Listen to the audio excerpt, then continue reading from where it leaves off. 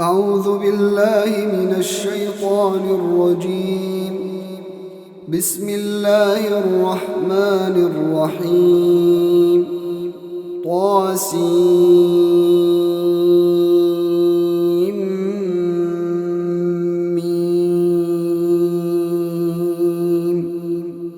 تلك آيات الكتاب المبين نتلو عليك من نبأ موسى وفرعون بالحق لقوم يؤمنون. إن فرعون علا في الأرض وجعل أهلها شيعا يستضعف طائفة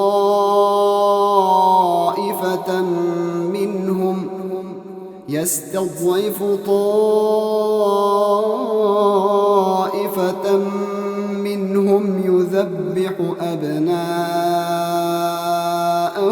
ويستحيي نساءهم إنه كان من المفسدين. ونريد أن نمن على الذين استضعفوا في الأرض ونجعلهم أئمة ونجعلهم الوارثين ونمكن لهم في الأرض ونري فرعون وهامان وجنودهما منهم ما كانوا يحذرون. وأوحينا إلى أم موسى أن أرضعيه فإذا خفت عليه فألقيه في اليم ولا تخافي ولا تحزني إنا رادوه إليك وجاعلوه من المرسلين. فالتقطه آل فرعون ليكون لهم عدوا وحزنا إن فرعون وهامان وجنودهما كانوا خاطئين. وقالت امرأة فرعون قرة عين لي ولك لا تقتلوه عسى أن ينفعنا أو نتخذه ولدا وهم لا يشعرون. وأصبح فؤاد أم موسى فارغا إن كادت لتبدي به لولا أن ربطنا على قلبها لتكون من المؤمنين. وقالت لأخته قصيه فبصرت به عن جنب وهم لا يشعرون. وحرمنا عليه المراضع من قبل فقالت هل أدلكم على أهل بيت يكفلونه لكم وهم له ناصحون. فرددناه إلى أمه كي تقر عينها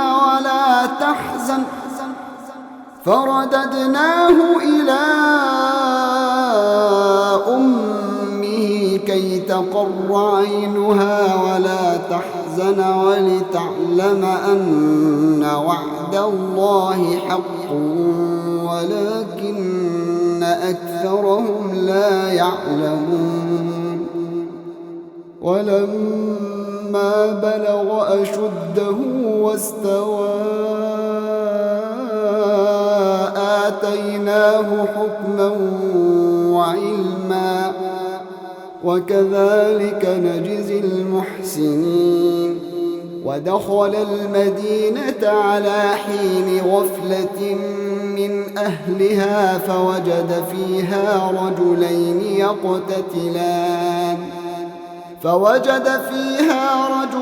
يقتتلان هذا من شيعته وهذا من عدوه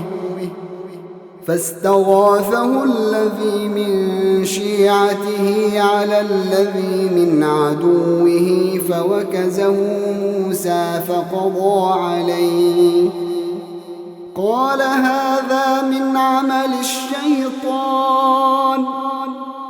إنه عدو مضل مبين قال رب إني ظلمت نفسي فاغفر لي فغفر له إنه هو الغفور الرحيم قال رب بما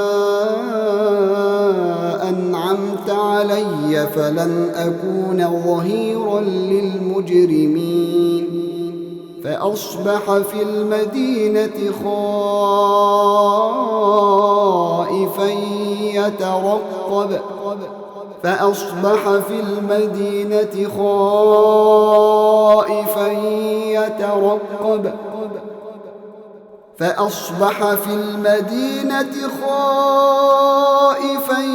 يترقب فإذا الذي استنصره بالأمس يستصرخه قال له موسى إنك لغوي مبين فلما أن أراد أن يبطش بالذي هو عدو لهما قال يا موسى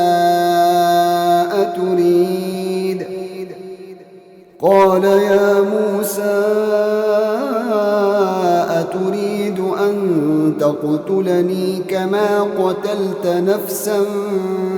بالأمس إن تريد إلا أن تكون جبارا في الأرض وما تريد أن تكون من المصلحين وجاء رجل من أقصى المدينة يسعى قال يا موسى إن الملأ يأتمرون بك ليقتلوك فاخرج إني لك من الناصحين فخرج منها خائفا يترقب قال رب نجني من القوم الظالمين ولما توجه تلقاء مدين قال عسى ربي أن يهديني سواء السبيل ولما ورد ماء مدين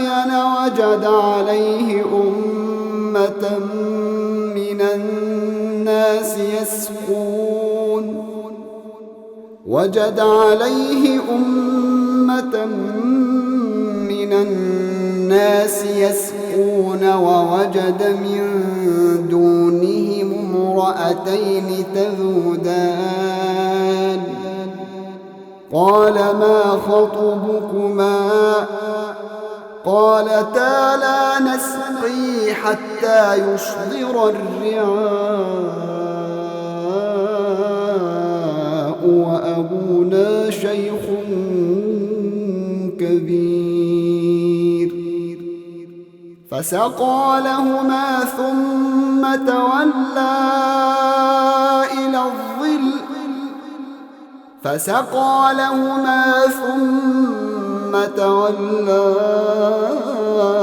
إلى الظل فقال رب إني لما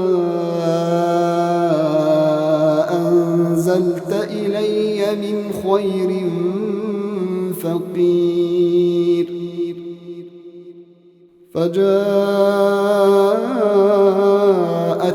إحداهما تمشي على استحياء قالت إن أبي يدعوك ليجزيك أجر ما سقيت لنا.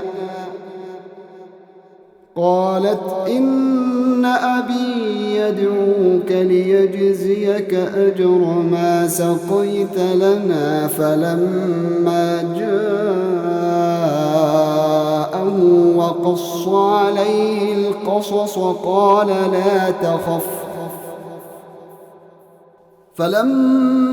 جاءه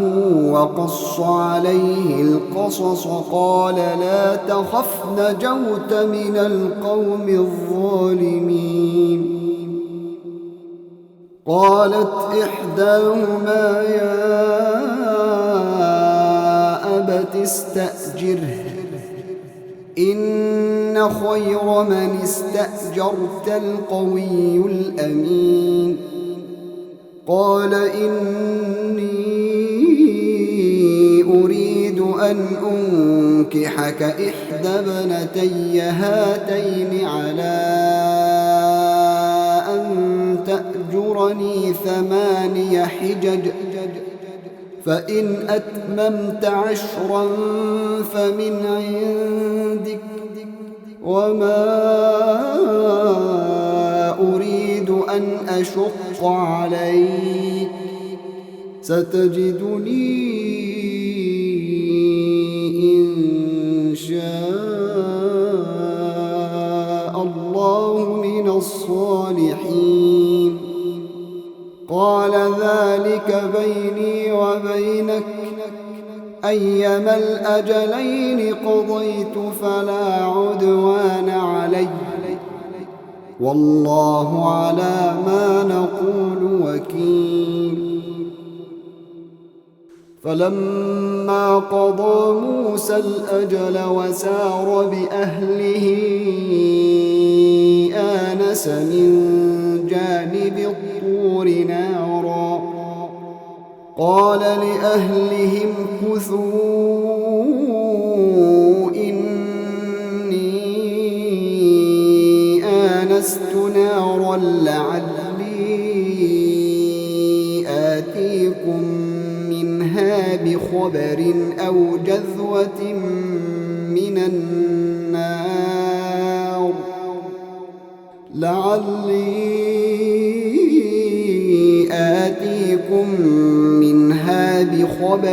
أو جذوة من النار لعلكم تصطلون. فلما أتاها نودي من شاطئ الوادي الأيمن في البقعة المباركة من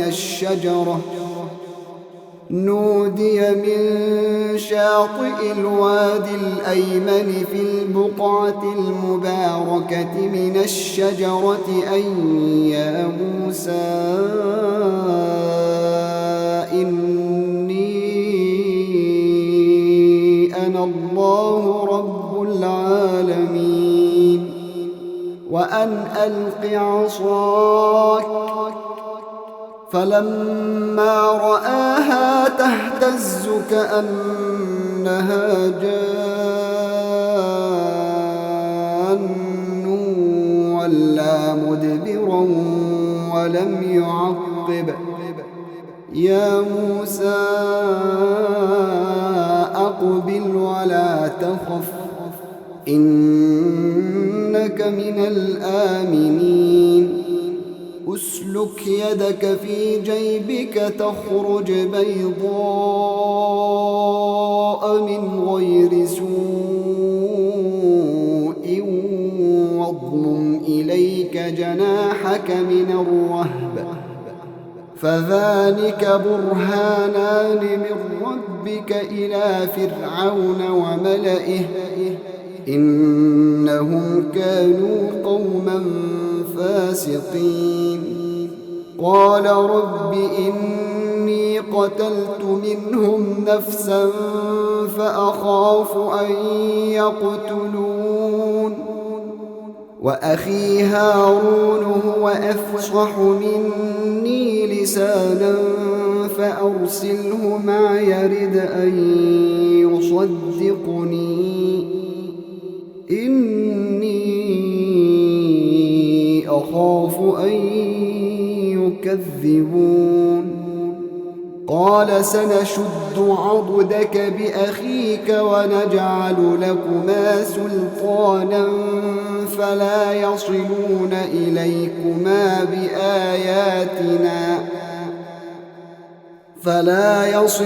إليكما بآياتنا أنتما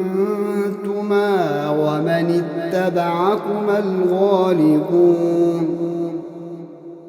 فلما جاء موسى بآياتنا بينات قالوا ما هذا إلا سحر مفترى وما سمعنا بهذا في آبائنا الأولين وقال موسى ربي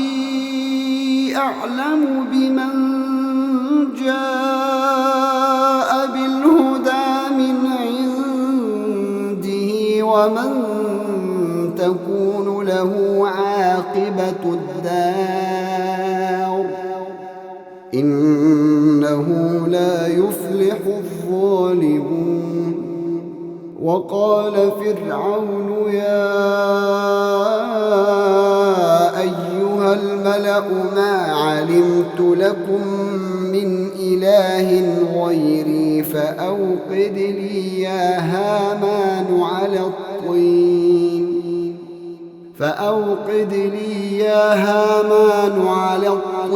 فاجعل لي صرحا لعلي أطلع إلى إله موسى وإني لأظنه من الكاذبين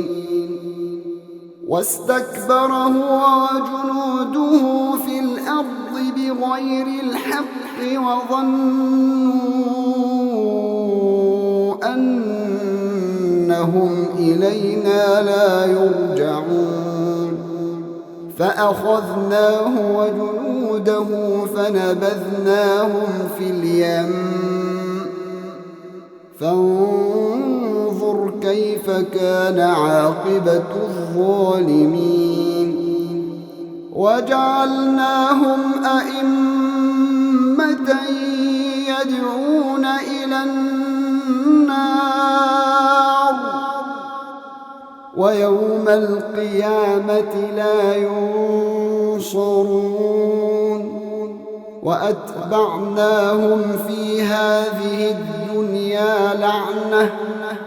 ويوم القيامة هم من المقبوحين ولقد آتينا موسى الكتاب من بعد ما أهلكنا القرون الأولى بصائر للناس وهدى ورحمة لعلهم يتذكرون وما كنت بجانب الغربي إذ قضينا إلى موسى الأمر وما كنت من الشاهدين ولكننا أنشأنا قرونا فتطاول عليهم العمر وما كنت ثاويا في أهل مدين تتلو عليهم آياتنا ولكننا كنا المرسلين وما كنت بجانب الطور إذ نادينا ولكن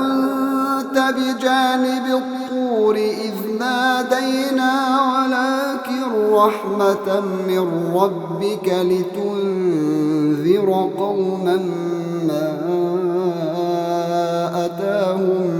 من نذير من قبلك لعلهم يتذكرون ولولا أن تصيبهم مصيبة بما قدمت أيديهم فيقولوا ربنا لولا أرسلت إلينا رسولا فنتبع آياتك ونكون من المؤمنين فلما جاءهم الحق من عندنا قالوا لولا أوتي مثل ما أوتي موسى أولم يكفروا بما أوتي موسى من قبل قالوا سحران تظاهرا وقالوا إنا بكل كافرون قل فأتوا بكتاب من عند الله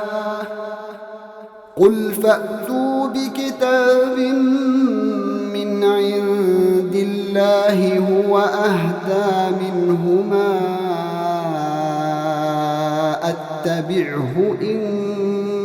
كنتم صادقين فإن لم يستجيبوا لك فاعلم أنما يتبعون أهواءهم ومن أضل ممن اتبع هواه بغير هدى من الله إن الله لا يهدي القوم الظالمين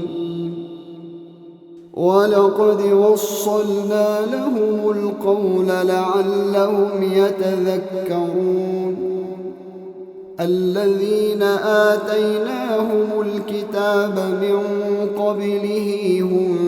به يؤمنون وإذا يتلى عليهم قالوا آمنا به إنه الحق من ربنا إنا كنا من قبله مسلمين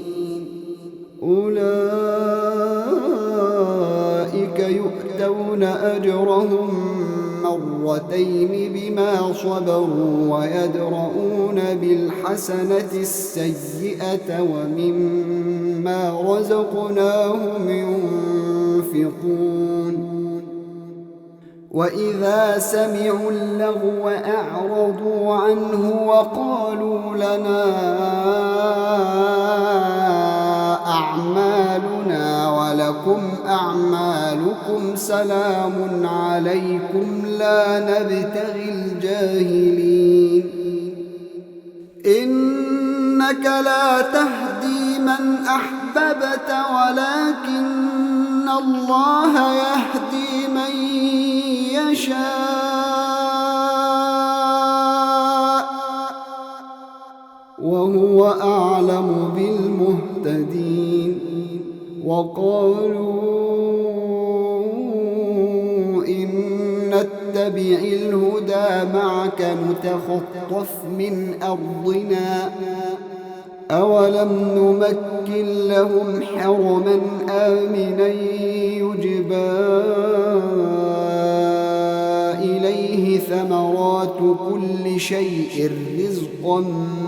من لدنا ولكن أكثرهم لا يعلمون. وكم أهلكنا من قرية بطرت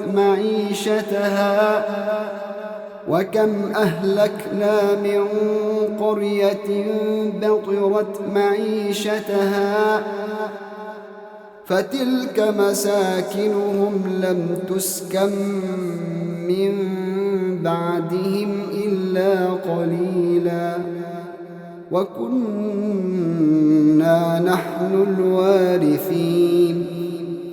وما كان ربك مهلك القرى حتى يبعث في أمها رسولا يتلو عليهم آياتنا وما كنا مهلك القرى إلا وأهلها ظالمون. وما أوتيتم من شيء فمتاع الحياة الدنيا وزينتها وما عند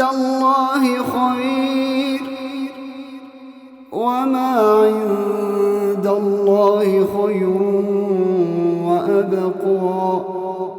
أفلا تعقلون. أفمن وعدناه وعدا حسنا فهو لاقيه كمن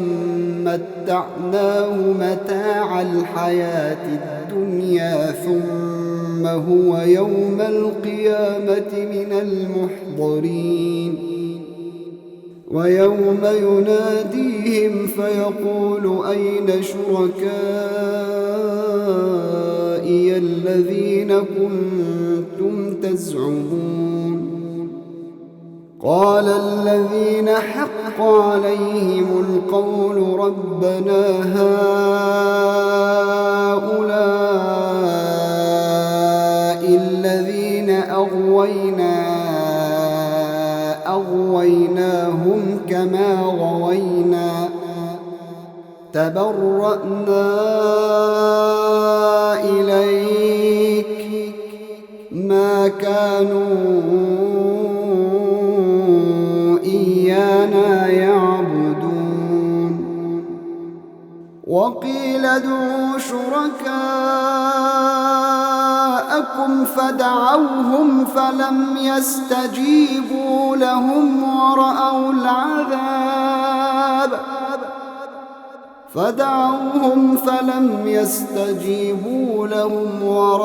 العذاب لو أنهم كانوا يهتدون.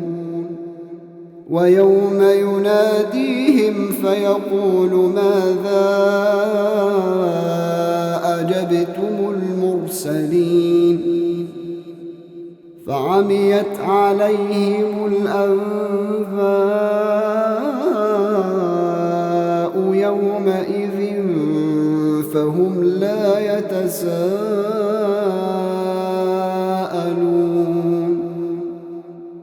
فأما من تاب وآمن وعمل صالحا فعسى أن يكون من المفلحين. وربك يخلق ما يشاء ويختار ما كان لهم الخيرة سبحان الله وتعالى عما يشركون. وربك يعلم ما تكن صدورهم وما يعلنون وهو الله لا إله إلا هو له الحمد في الأولى والآخرة وله الحكم وإليه ترجعون. قل أرأيتم إن جعل الله عليكم الليل سرمدا إلى يوم القيامة من إله غير الله يأتيكم بضياء أفلا تسمعون قل أرأيتم إن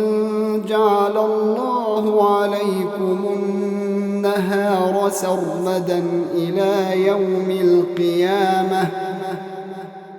من إله غير الله يأتيكم بليل تسكنون فيه أفلا تبصرون ومن رحمته جعل لكم الليل والنهار ومن رحمته أعوذ بالله من الشيطان الرجيم بسم الله الرحمن الرحيم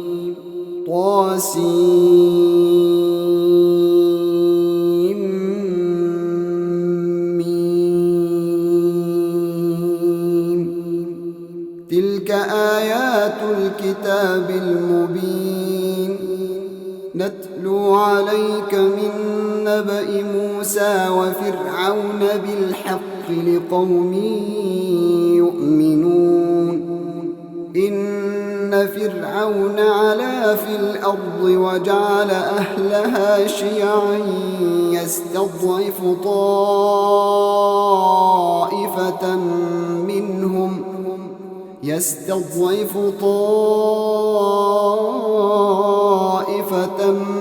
منهم يذبح أبناءهم ويستحيي نساءهم إنه كان من المفسدين ونريد أن نمن على الذين استضعفوا في الأرض ونجعلهم أئمة ونجعلهم الوارثين ونمكن لهم في الأرض ونري فرعون وهامان وجنودهما منهم ما كانوا يحذرون وأوحينا إلى أم موسى أن أرضعيه فإذا خفت عليه فألقيه في اليم ولا تخافي ولا تحزني إنا رادوه إليك وجاعلوه من المرسلين فالتقطه آل فرعون ليكون لهم عدوا وحزنا إن فرعون وهامان وجنودهما كانوا خاطئين وقالت امرأة فرعون قرة عين لي ولك لا تقتلوه عسى أن ينفعنا أو نتخذه ولدا وهم لا يشعرون وأصبح فؤاد أم موسى فارغا إن كادت لتبدي به لولا أن ربطنا على قلبها لتكون من المؤمنين وقالت لأخته قصيه فبصرت به عن جنب وهم لا يشعرون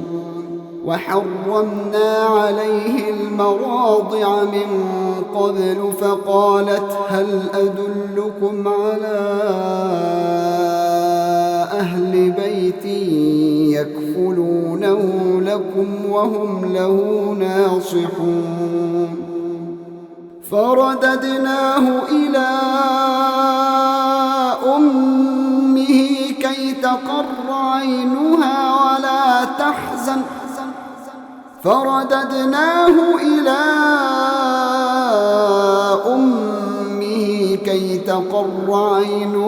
ولا تحزن ولتعلم أن وعد الله حق ولكن أكثرهم لا يعلمون. ولما بلغ أشده واستوى آتيناه حكما وعلما وكذلك نجزي المحسنين. ودخل المدينة على حين غفلة من أهلها فوجد فيها رجلين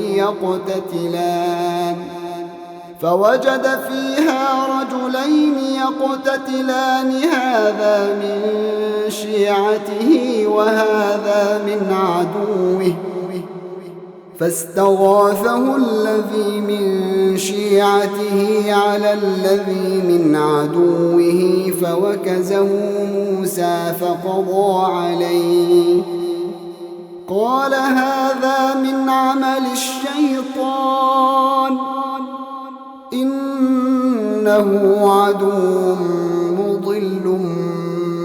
مبين. قال رب إني ظلمت نفسي فاغفر لي فغفر له إنه هو الغفور الرحيم. قال رب بما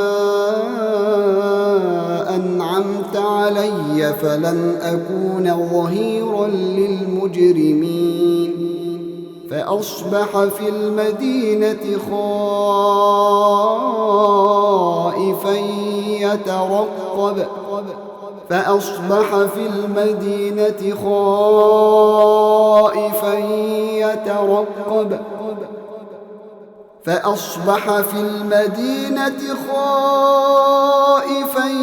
يترقب فإذا الذي استنصره بالأمس يستصرخه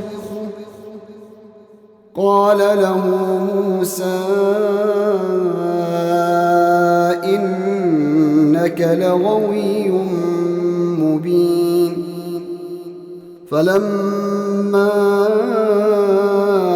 أن أراد أن يبطش بالذي هو عدو لهما قال يا موسى